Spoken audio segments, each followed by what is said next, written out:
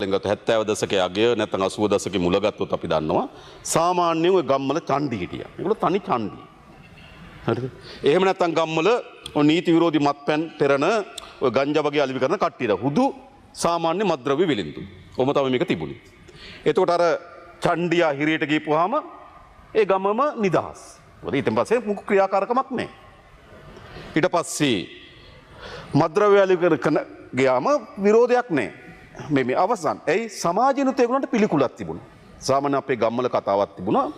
එහෙම දූෂිතයා දකුණු පැත්තෙන් આવොත් පාරේ වම් පැත්තට මාරු වෙනවා. එහෙමයි තිබුණේ. මගුල් ගෙදරකට උත්සවයකට කියන්නේ නැහැ. එයා සමාජයෙන් කොන් වෙච්ච කෙනෙක් බවට පත් වුණා. ඒ නිසා සමාජයත් මේ අපරාධකරුවන්ට මේ මත්ද්‍රව්‍ය විස මත්ද්‍රව්‍ය අලෙවි කරන්නට විරුද්ධ සමාජ මතයකුත් තිබුණා. ඒතර ඒක ඊටා තනි හුදකලා සිදුවීම. හැබැයි මේ චණ්ඩි ඊට පස්සේ ඕන වුණා දේශපාලනයට. දේශපාලනයට පස්සේ මොකද උනේ?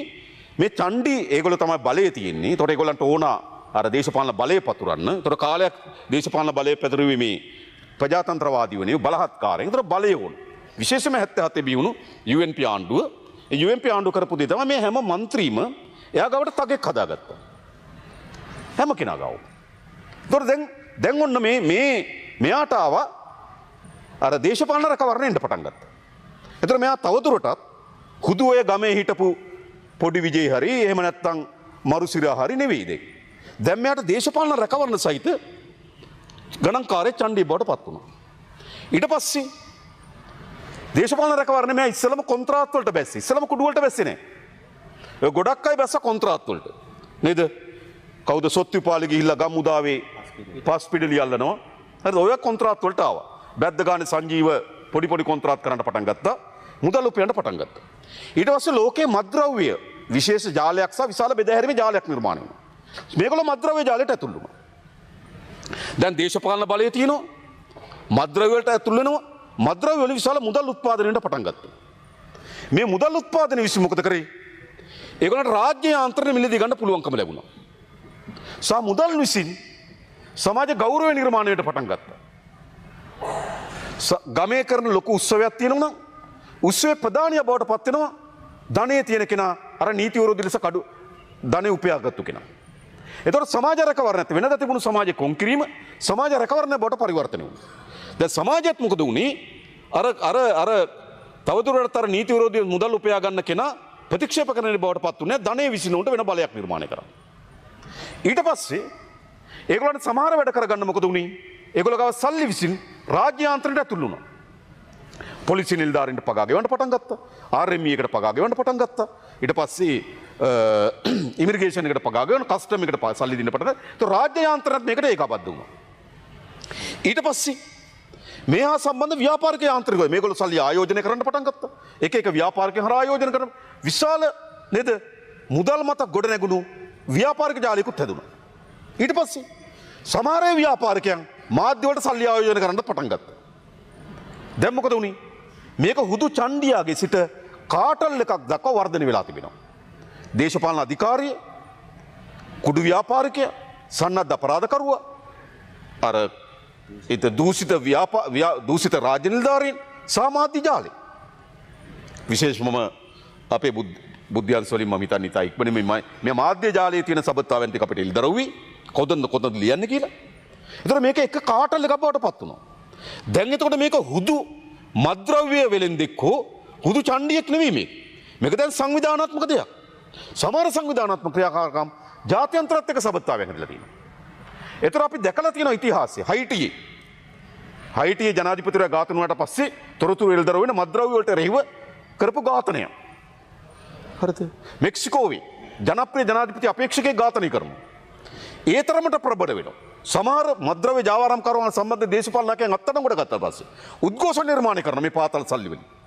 ඒ නිසා මේක ජාත්‍යන්තර වශයෙන් ගත්තත් දේශීය වශයෙන් ගත්තත් මේක වෙන තැනකට වර්ධනය වෙලා තිබෙනවා. දැන් තියෙන්නේ අර හුදු ගමේ චණ්ඩිය කියන තැන නෙවෙයි සංවිධානාත්මක අපරාධ කල්ල මේ ඔක්කොම කොට නැගුණා. අපි මේකට අර්ථකථන ඉස්සලා චෞර වලල්ලක් බවට මේක පත් වෙලා තිබෙනවා. දැන් ඒක තමයි අත්අඩංගුවට ගැනීම විශාල ප්‍රමාණයක් සිද්ධ වෙනවා. හැබැයි අත්අඩංගුවට ගත්තට වැඩේ යම් ප්‍රමාණයකට තාම යනවා. හැබැයි වෙනදත් ගමේ චණ්ඩියකට අත්අඩංගුවට ගත්තා මෙතන වැඩේ ඉවර වෙනවා. හැබැයි දැන් ඉවර වෙන්නේ නැති. මේකේ තාමත් සංවිධානාත්මක ජාලයක් තියෙනවා. දැන් මොකද කරන්න ඕන? මේක වෙලා තිබුණු දේ තමයි මේ ජාලය ඇතුළේ ආණ්ඩුවේ ආශිර්වාදය සහිත මේ ජාලය මෙහෙව්වා. ජාලය ක්‍රියාත්මක වුණා. ජාලය රාජ්‍ය යාන්ත්‍රයට ඕන වුණා. ගමේ බලය තියාගෙන යන්න, මිනිස්සු බය කරන්න, ආරක්ෂාවට. මම දන්නවා සමහර කුමාරවරුගේ එයා රැස්වීම කතා කරනකොට හරිද? ආරක්ෂාවට ඉන්නේ දිවුලම්පිටිය අමරේ. එලියා ආරක්ෂාවට තියාගත්තා මේ පාතාලේ නායකයෝ. ඒ වගේම තමයි අපේ නලින් ජයසූරිය සහෝදරය.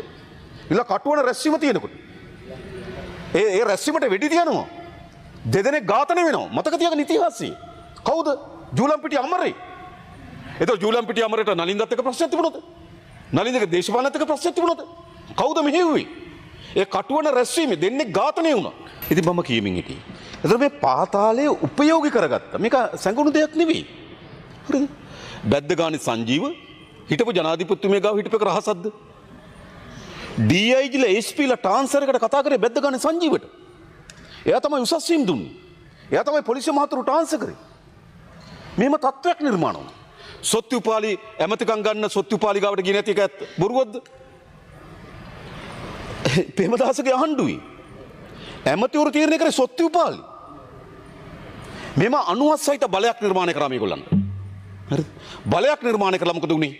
කුඩු අනෙකුත් මත්ද්‍රව්‍ය විවිධ සමාජ විරෝධී ක්‍රියාකාරකම් සන්නද්ධ අපරාධ කල්ලි නිර්මාණය වෙලා තිබෙනවා. මේක තමයි දැන් තියෙන තත්ත්වය. මේක මෙවැනි තත්ත්වය. මේක දැන් තත්ත්වයක්. මේක සිද්ධියක් නෙවෙයි තත්ත්වයක්. අලුත් තත්ත්වයක් මං හිතන්නේ නේද? සිද්ධියක් නෙවෙයි දැන් මේක. අලුත් තත්ත්වයක් නම් දැන් මොකද කරන්න ඕන? ඒ තත්ත්වය අපරාධ කරන්න ඕන. තත්ත්වයකදී එක්කෙනෙක් අත්අඩංගුවට ගත්තයි කියලා අවසන් වෙන්නේ නැහැ. තත්ත්වයකදී තැනකදී වෙඩි තිබ්බා කියලා අවසන් වෙන්නේ නැහැ. තැනකදී වෙඩි තිබ්බ කෙනා අත්අඩංගුවට ගත්තලා අවසන් වෙන්නේ. මේක දැන් තත්ත්වයක්. දැන් මේක පරාද කරන්න ඕන. දැන් අපි අහන්නේ මේ පාර්ලිමේන්තුවෙන් මේක මේ විදියටම යන්න දෙනවද? එහෙම නැත්නම් මේක පරාද කරනවද? අපි තීරණය කරන්නේ පරාද කරන්න. මම ඉතින් පැහැදිලිව කියන්නේ. ඊළඟ ඒගොල්ලෝ දේශපාලන පක්ෂ හදන්න ලෑස්තිලා හිටියා. කළුතර ස්වාධීන කණ්ඩායම ලෑස්ති කරා. ඡන්දයට දාලා ඉවරලා අර මනාපොලෙන් එක්කෙනෙක් හරි එනවා කියලා පාර්ලිමේන්තුවට. දැන් දේශපාලන බලයට එනවා. වැලිගම හොයලා බලන්න මොකක්ද උනේ කියලා ඇත්තටම. හොයලා බලන්න පක්ෂ පැත්තකින් තියලා හොයලා බලන්න. වැලිගම මොකක්ද උනේ? දේශපාලන බලයට අවතීර්ණ වෙනවා. සමහර අපරාධ කල්ලි නායකයන්ගේ නංගිලා ප්‍රාදේශ සභා නියෝජනය කරනවා. පක්ෂ වලට කිට්ටු වෙලා පක්ෂ අනුවසින් හිටියා. දැන් පාර්ලිමේන්තුව පළාත් සභාව ප්‍රාදේශ සභාව දක්වා මේ ප්‍රවණතාවයක් ගොඩනැගලා තිබෙනවා. එතකොට එතෙන්ට ගියොත් මොකද වෙන්නේ? ඒ නිසා තමයි අපේ රජය තීරණය කළා තියෙනවා අනිවාර්යයෙන් මේක පරාද කරනවා. සැකයක් තියාගන්න. හරි. යාපනයේ මොකක්ද සිද්ධ වෙලා තිබෙන්නේ? විශාල ගොදුරුවේ තරුණියන්. අපිට යාපනයේ ගිහපුවම ඉදිරිපත් කරන්නේ මොකද්ද? මේකෙන් බේරලා දෙන්න කියලා ඉල්ලන්නේ දැන්. මේ උතුර නැගෙනහිර දකුණ ભેදකින් තොරව මුළු සමාජෙම මේ ගොදුරු බවට පත් වෙලා තිබෙනවා. ඒ නිසා තමයි අපිට අවශ්‍ය වෙන ජාතික මෙහෙයුමක්. මේක මේ ආණ්ඩු ක්‍රියාවලියක් නෙමෙයි. කවුරු හරි ආණ්ඩු කරන්න. හැබැයි කවුරු ආණ්ඩු කරත් මේ මත්ද්‍රව්‍යත් එයා බැඳුණු සන්නද්ධ අපරාධ කල්ලිත් අපි විනාශ කළ යුතුමයි. හරිද? ඒක තියාගෙන අපේ රටේ ආණ්ඩු කරන්න ආණ්ඩු නෙවෙයි යහපත් ආර්ථිකයක් හදන්න බෑ. කොහොද යහපත් ආර්ථිකයක් හදන්නේ? මේව තියාගෙන ඉඩම් අල්ලන බලෙන් කොළඹ පාතාල නායක නෙවෙයි ඉඩම් බෙදුවේ. ඒගොල්ලෝ ඉඩම් අල්ලනවනේ. ඉඩම් අල්ලලා බෙදනවනේ. LRC එක බය කරනවා නාග UD එක බය කරනවා. බය කළා ඉඩම් අල්ලනවා. ඒකට ගැලපෙන මර්වින් හිටියා බෙදුවා ඉඩම්. මේ ඇත්ත කතා මේවා. ඒ නිසා තවදුරටත් අපි හිතනවා මේක අපි වර්ධනය වෙන්න දෙන්නේ නැහැ මේක පරාද කරනවා. මේක පරාද කිරීම සඳහා අපේ මහජන ආරක්ෂක අමාත්‍යාංශය සහ එහා බැඳුණු ආයතන සියල්ල වැඩ කරනවා. ඒ නිසා තමයි මම කියන්නේ මේ නිලධාරීන් අපි රකින්න ඕන. වැරදි තියන අය ඉන්නෝ. වැරදි තියන දැන් අපි විශාල ප්‍රමාණයක් වැඩ තහනම් කරලා තියෙනවා එළියට දාලා තියෙනවා වැරදි තියන අය ඉන්නෝ. එයාට කියලා වැඩක් නැහැ මේ කාලාන්තරයක් තිස්සේ ගොඩ නැගුණු එකක්. මේ කාලාන්තරයක් තිස්සේ ගොඩ නැගිලා හරිද මේගොල්ලෝ වැරදි කරන අය බවට පත් වෙලා තිබෙනවා. ඉමිග්‍රේෂන් එකේ යම් ප්‍රමාණයක් ඉන්න බව අපි දන්නවා. RMU එකේ ඉන්නවා, කස්ටම් එකේ ඉන්නවා, පොලිසියේ ඉන්නවා. මේ බොරු නෙවෙයි මේවා. හැබැයි මේක මෙතනින් නතර කරලත් ඒ අය අත්අඩංගුවට අරගෙන පරීක්ෂණ ඉදිරිපත් කිරීමත් අපේ වගකීම. මෙතනින් එහාට මේක බිඳවට්ටනවා මිසක්කා වර්ධනය වෙන්න ඉඩ දෙන්නේ නැහැ. එක්ක අඟලක් වර්ධනය වෙන්නේ ආපහු. මේක බිඳ දවසෙන් දවස මේක බිඳ වැටෙනවා. දවසෙන් දවස අදත් මම දන්න විදිහට මුහුදේ කුඩු පාවෙනවා. නේද? කුඩු පාවෙනවා. මට ආවා කිලෝග්‍රෑම් 100ක වගේ දැන් ගෝනි බෑග් 3ක් වගේ හොයන් තියෙනවා. කිලෝග්‍රෑම් 100ක මුහුදේ පාවෙනවා. අද ගොඩබිමට එන්න බය වෙලා තියෙනවා. දැන් අපිට අවස්ථා දෙකක් හම්බුණා මුහුදේ පාවෙන කුඩු. 3ක්. හරිද? ඒකට මොකද්ද? අපේ මෙහෙයුම් ටික යනවා.